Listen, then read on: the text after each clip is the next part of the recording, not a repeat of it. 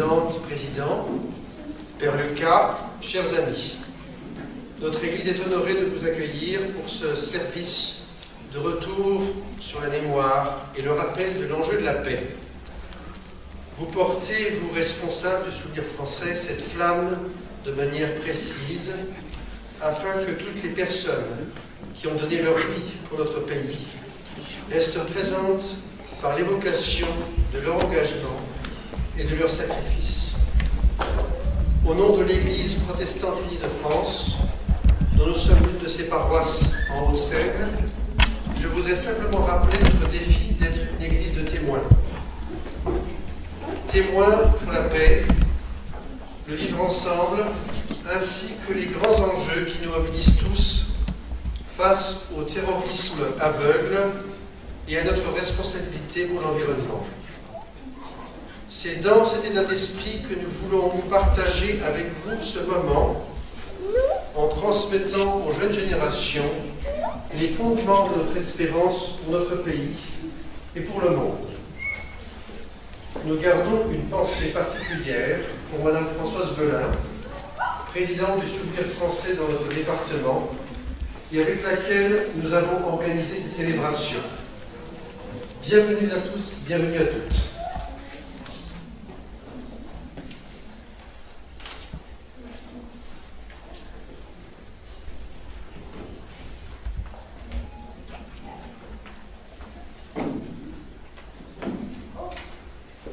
C'est le moment de recevoir la lumière.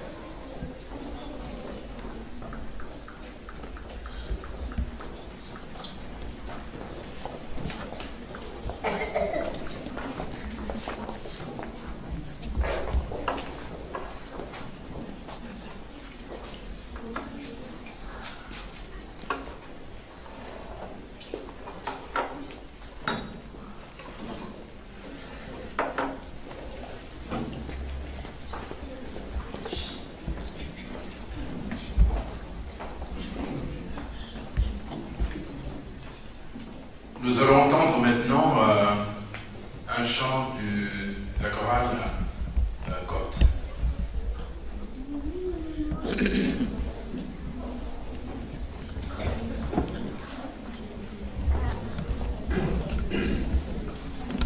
C'est donc aujourd'hui, et ici cette année, qu'à l'appel du comité du Souvenir français de Châtenay-Malabry, les différentes communautés chrétiennes sont réunis pour partager un moment de prière, comme elles le font chaque année, à l'occasion, je dirais, de l'anniversaire de la fin du premier conflit mondial. Elles le font pour prier pour celles et ceux qui se sont battus, et pour certains, ont donné leur vie afin que nous vivions libres dans notre pays. Elles le font aussi en pensant à tous ceux et à toutes celles qui ne peuvent pas partager leur foi en toute liberté. Merci Philippe Bayat, pasteur de la communauté de Robinson de l'Église protestante unie de France, et à Jean-Louis Nollet, qui est le président du Conseil presbytérial. Merci à vous, Père Lucas Gurgis, qui êtes le curé de l'église copte orthodoxe Sainte-Marie-Saint-Marc de Paris-Châtenay, et à Jean-Marie Parent, qui est diacre permanent des 3 paroisses catholiques de Châtenay-Malabry. Françoise Marie Belin, présidente de notre comité, comme on vient de vous le dire, est souffrante. Elle ne peut donc être parmi nous ce soir. Pour autant, elle me demande de vous dire, à vous, les représentants des cultes, à vous, monsieur le maire, et à vous tous, son amitié et son affection. Nous aurons, si vous le voulez bien, une fois de plus, une pensée, une prière pour nos frères chrétiens persécutés dans le monde. Et, outre le fait que nous souffrons et que nous sommes profondément préoccupés par ces persécutions lorsque nous partageons la même foi. Mais cela concerne tous les hommes, car en s'attaquant à la liberté religieuse, c'est à toute liberté que l'on s'attaque.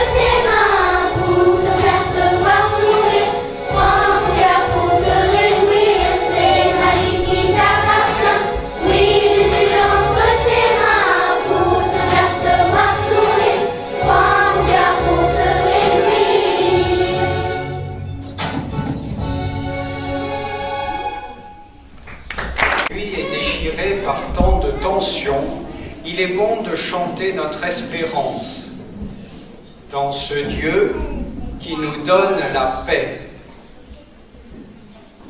Au cœur de ce monde, le souffle de l'Esprit met à l'œuvre, fait retentir le cri de la bonne nouvelle.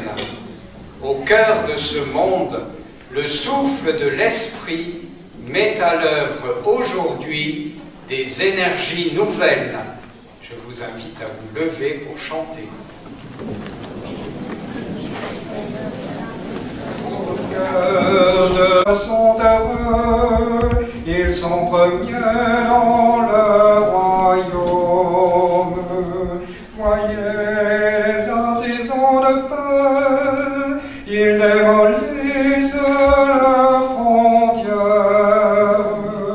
Voyez les hommes au cœur pur, ils trouvent Dieu en toutes choses. Au cœur de ce monde, le souffle de l'Esprit fait retentir le cri de la bonne nouvelle. Au cœur de ce monde, le souffle de l'Esprit met à l'œuvre aujourd'hui des énergies nouvelles.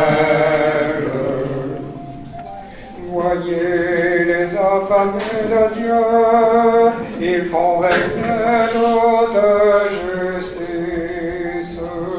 Voyez les amoureux de Dieu, ils sont amis de tous les hommes. Voyez ceux qui ont foi en Dieu, ils font que dansent les montagnes. Au cœur de ce monde, le souffle de l'Esprit fait retentir le cri de la bonne nouvelle. Au cœur de ce monde, le souffle de l'Esprit met à l'œuvre aujourd'hui des énergies nouvelles. Voyez le peuple dans la joie, l'amour l'emporte sur la haine. Voyez les faibles sont choisis, les orgueilleux n'ont plus de trop. Et les doux qui sont vainqueurs, ils ont la force des colombes. Au cœur de ce monde, le souffle de l'Esprit fait retentir le cri de la bonne nouvelle. Au cœur de ce monde, le souffle de l'Esprit met à l'œuvre aujourd'hui des énergies nouvelles.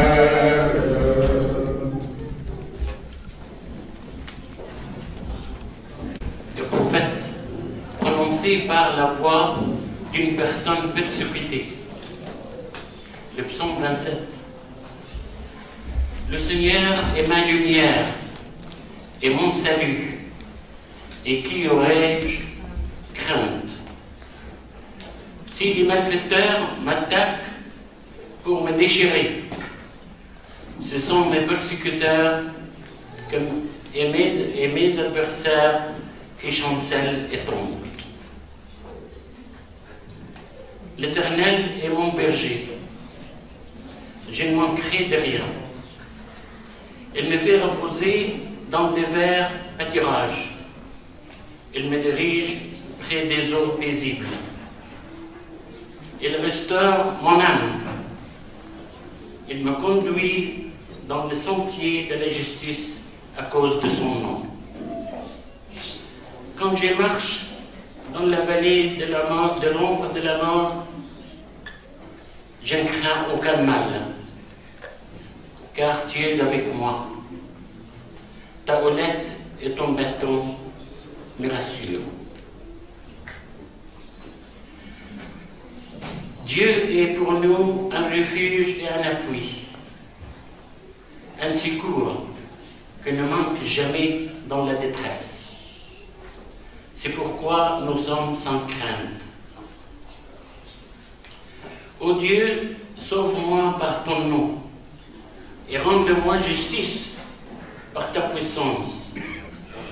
Ô Dieu, écoute ma prière, prête l'oreille aux paroles de ma bouche, car des étrangers m'ont attaqué, des hommes violents en veulent à ma vie. Et ne portez pas leur pensée sur Dieu.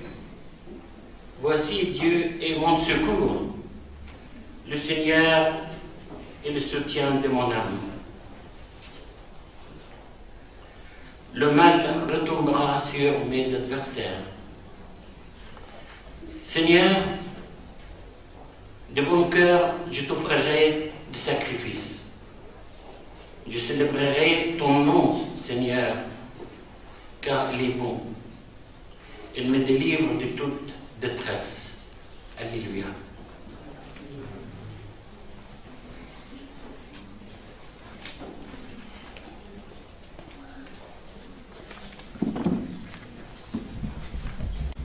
Au chapitre 17, les versets 7 à 15.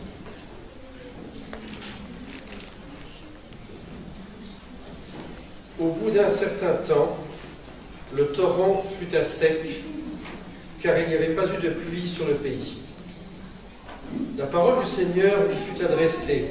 « Lève-toi, va à Sarepta, qui appartient à Sidon, tu y habiteras. J'ai ordonné là-bas à une femme, à une veuve, de te ravitailler. » Il se leva, partit pour Sarepta, et parvint à l'entrée de la ville. Il y avait là une femme, une veuve, qui ramassait du bois. Il l'appela et dit, « Va me chercher, je t'en prie, un peu d'eau dans la cruche pour que je boive. » Elle alla en chercher.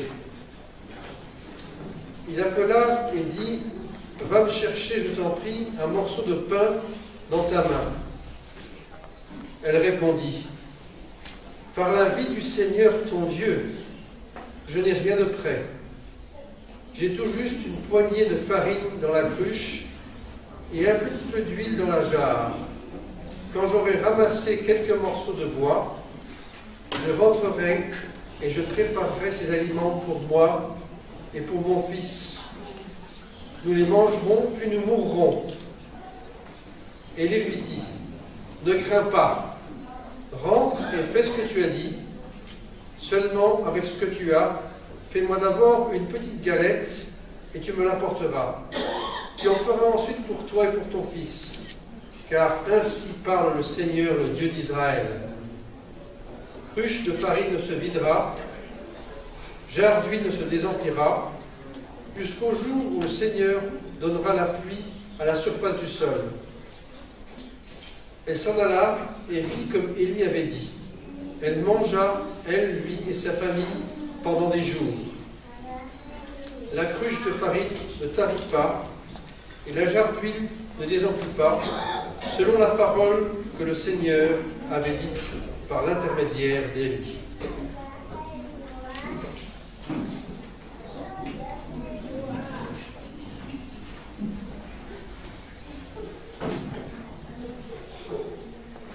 Nous le font. Alléluia, Alléluia, Alléluia, Alléluia, Alléluia, Alléluia, Alléluia.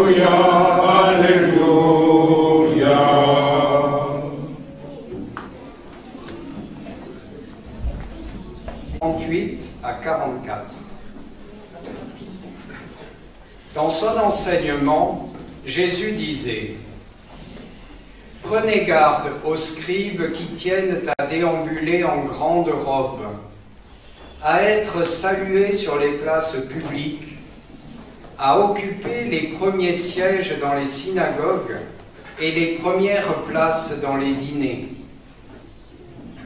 Eux qui dévorent les biens des veuves et font pour l'apparence de longues prières, ils subiront la plus rigoureuse condamnation. » Assis en face du tronc, Jésus regardait comment la foule mettait de l'argent dans le tronc. De nombreux riches mettaient beaucoup. Vint une veuve qui mit 2 petites pièces, quelques centimes.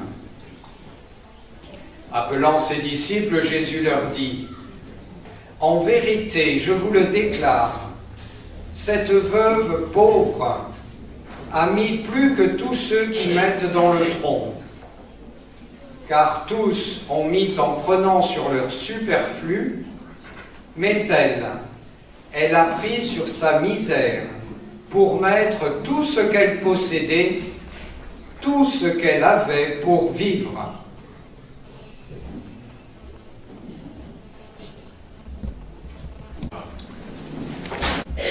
Frères et sœurs, chers amis, quand on écoute les textes bibliques lus comme nous venons de les entendre, on ne saisit pas tout et on ne retient pas tout.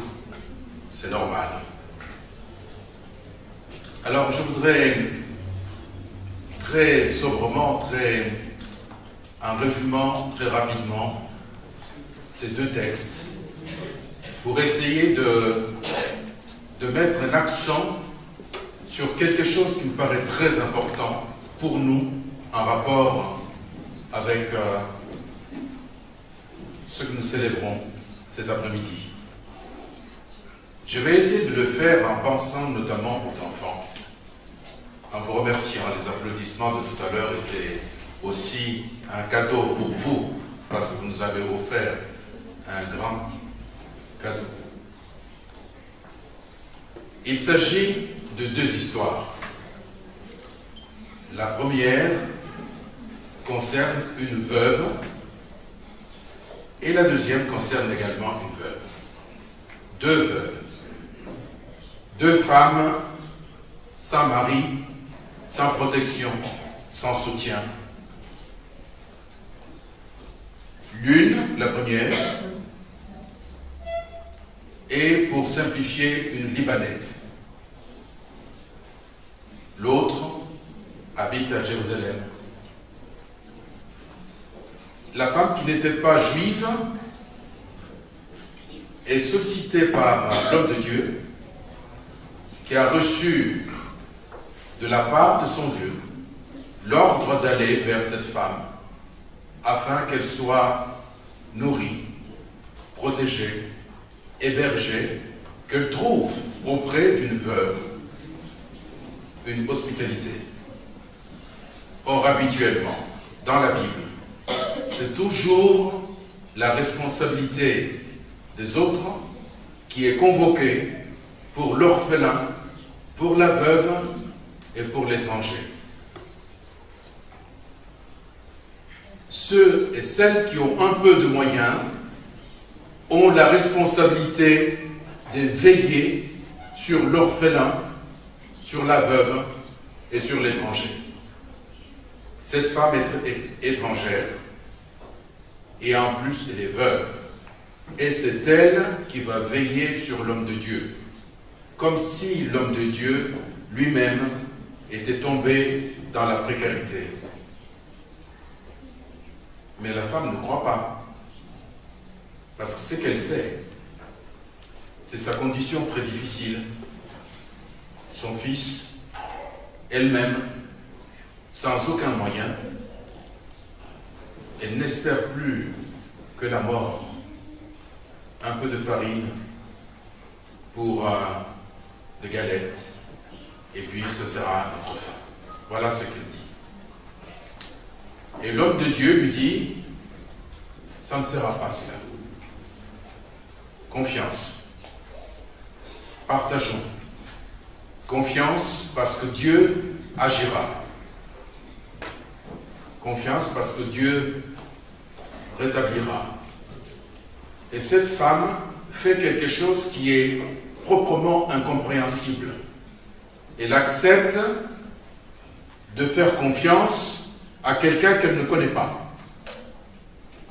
Elle accepte de donner le peu qu'elle avait pour survivre d'un jour, d'une nuit. Elle le partage avec l'homme de Dieu. Cette histoire est racontée d'une manière différente dans l'évangile de Marc, s'agissant de cette autre veuve. Elle est là, avec ses 2-3 sous. Elle est aussi là, dans le temple. Et c'est tout ce qu'elle a. Elle ose remettre dans le tronc du trésor 2-3 sous, comme une manière de dire, moi aussi je suis là, j'ai fait partie de cette communauté. Cela signifie qu'on n'est jamais pauvre pour manquer un geste symbolique qui signifie qu'on fait partie de vivants. Et Jésus observe cela. Il dit à ses disciples, tout à l'heure je vous disais, ne priez pas, ne vous comportez pas comme ceux qui se donnent un spectacle devant Dieu. En fait, ils se donnent un spectacle devant eux-mêmes et devant les autres. Par des paroles abondantes, par des gestes impressionnants. Maintenant, je vous dis autre chose. Ne donnez pas comme les riches. Donnez plutôt comme cette femme pauvre. C'est-à-dire, essayez de donner ce que vous n'avez pas.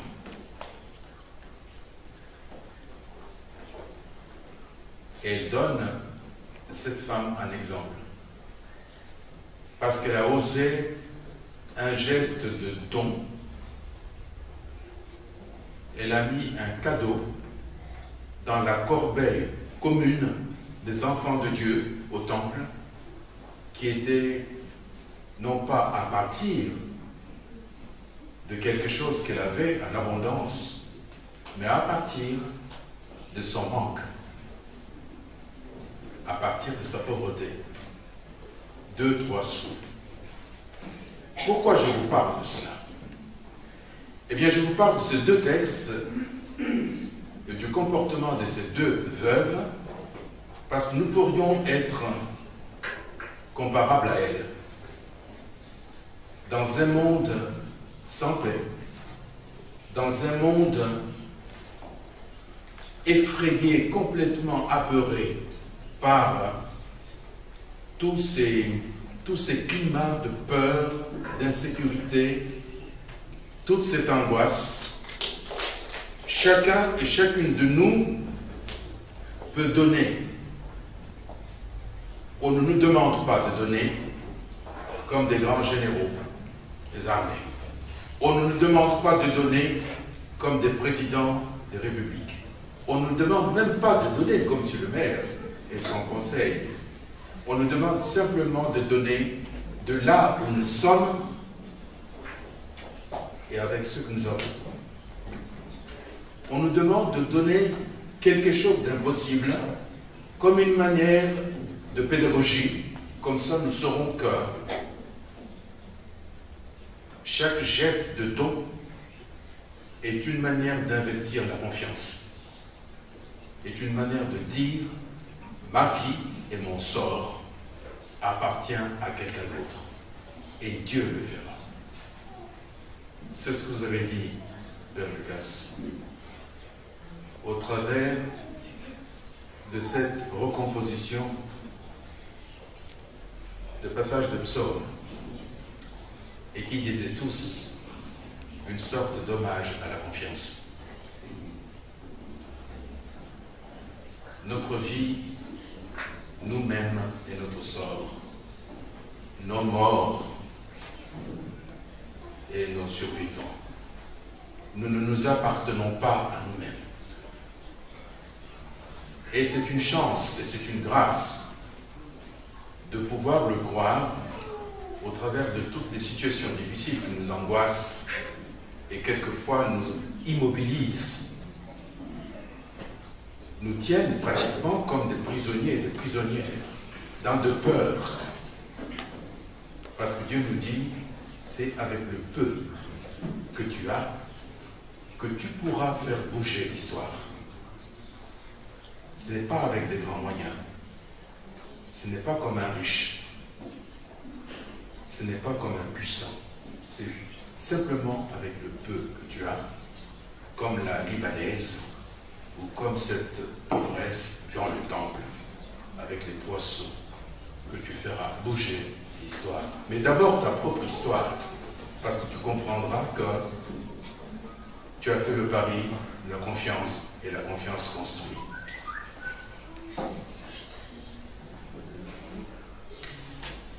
Vous, chers amis du Souvenir français, vous nous aidez, et surtout vous aidez ces enfants et les jeunes générations à comprendre que ceux qui sont morts et celles qui sont morts pour la France ne sont pas partis pour rien. Et qu'en fait, ce n'était pas pour eux-mêmes, quand ils ont accepté ce sacrifice, ce n'était pas pour eux-mêmes une forme d'héroïsme. Ils ont fait ce qu'ils ont cru devoir faire, avec les moyens qui étaient les leurs, avec leur corps, avec leur esprit, avec leur peur, avec leur courage, avec leur espérance. Le peu qui était en leur possession, ils l'ont mis au service d'une cause qui était supérieure à eux-mêmes. C'est ce que nous est demandé. Devant toutes ces situations obscures d'enfants, de femmes, des hommes, chassés de leur pays par des guerres folles, ou des situations de pauvreté et d'écrasement indescriptibles, des jeunes enfants, des adolescents qui meurent dans la mer méditerranéenne, des bébés même,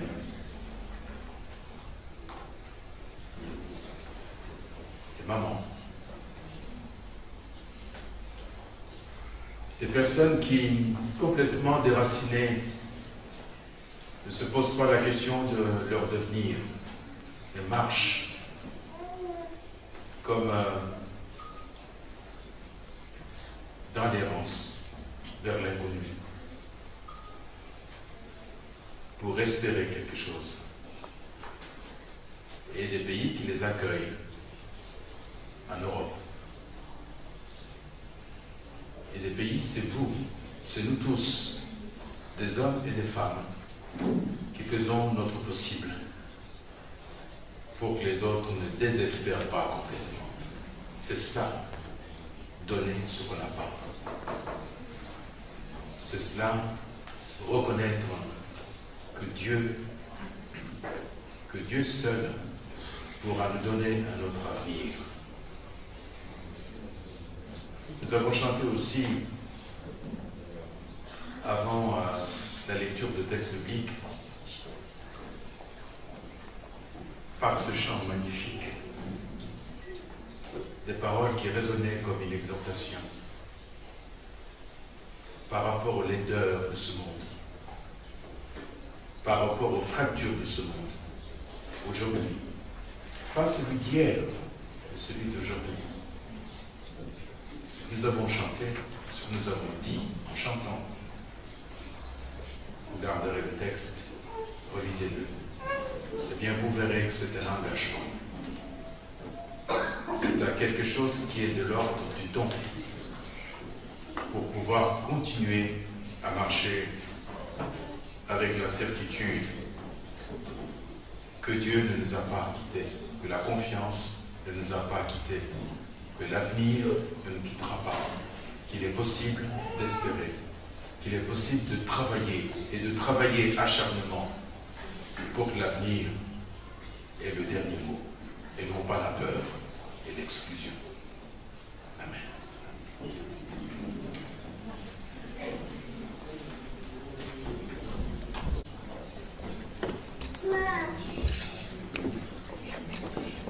Mes parents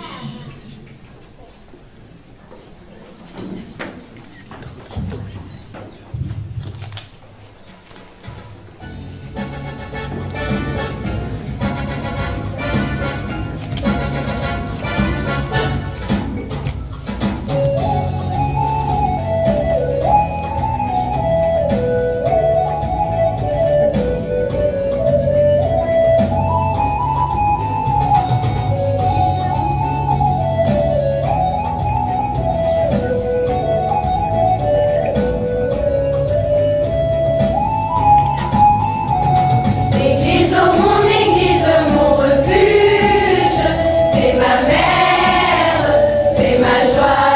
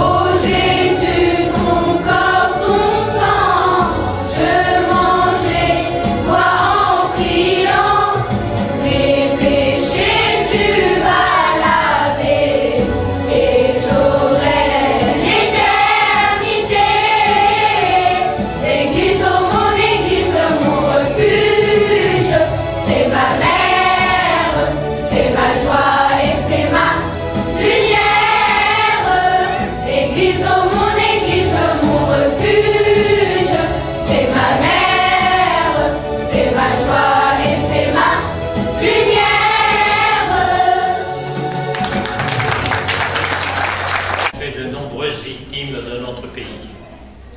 Dieu notre Père, toi qui es l'espérance des pauvres et le secours des affligés, nous te prions pour toutes ces victimes et pour leurs familles. Donne-leur le repos éternel et donne la paix du cœur à tous ceux qui les ont connus. Donne-nous de savoir garder en mémoire le don qu'ils ont fait de leur vie pour que vive notre pays. Seigneur, nous te prions. Seigneur, écoute-nous. Seigneur, exauce-nous.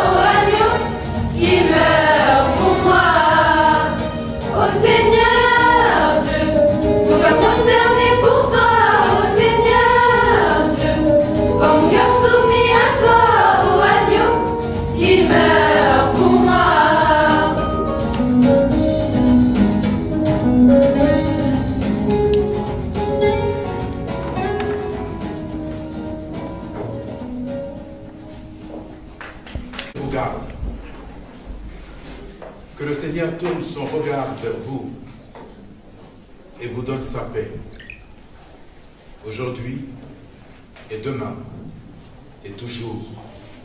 Amen.